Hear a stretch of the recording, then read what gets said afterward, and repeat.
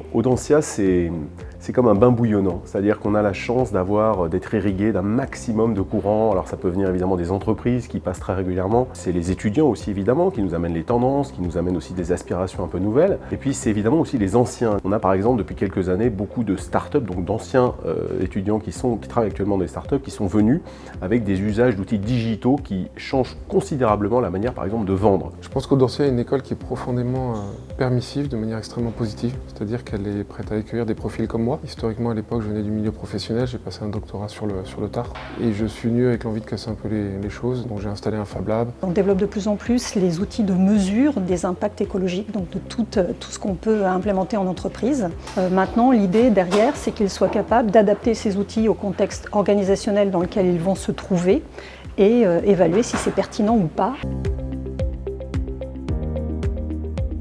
Tout raccrocher à la vraie vie. Donc c'est tout raccrocher à des exemples d'entreprises, c'est faire venir un hacker pour leur montrer en 10 minutes à quel point ils sont mauvais dans la gestion de leurs données.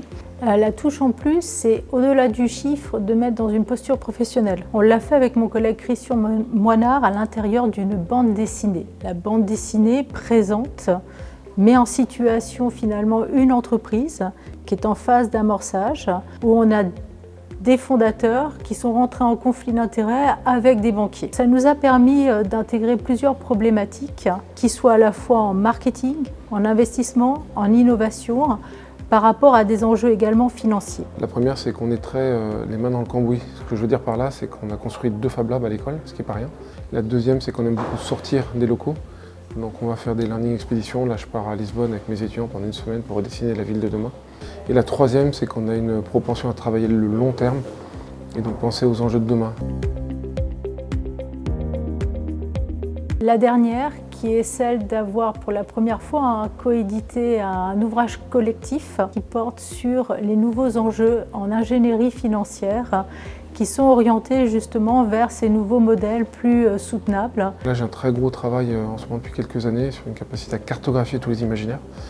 Donc concrètement, j'ai dû regarder 1200 films de SF que j'ai coupés en morceaux. Et à partir de là, on définit des grandes tendances. On se dit, tiens, on parle de Smart City, ça ressemble à ça. On parle du augmenté, ça ressemble à ça. Et essayer de s'en éloigner ou au contraire de s'en rapprocher. On vient de finir avec un collègue, Jean-Marc Charlot, l'écriture d'un cas donc sur la sobriété numérique. C'est une fois de plus d'appuyer sur cet aspect, on va dire écologique et d'empreinte écologique de ce que les étudiants font. Et pour qu'ils comprennent finalement ce que c'est que la consommation du numérique, l'impact que ça peut avoir sur l'environnement et les amener à changer leurs pratiques. Je parlerais bien volontiers d'un dispositif qu'on appelle chez nous le tipping point. C'est un mode d'enseignement particulier qui se destine aussi bien aux étudiants qu'aux entreprises et qui va avoir pour double objectif de déconstruire pour reconstruire. Déconstruire des apprentissages peut-être anciens, des usages qu'on a dans les entreprises et qui ne correspondent plus au monde, à l'entreprise telle qu'on la vit aujourd'hui avec tous les changements qui bouleversent aujourd'hui l'économie. Pour reconstruire donc un certain nombre de nouvelles réponses, de nouveaux modèles.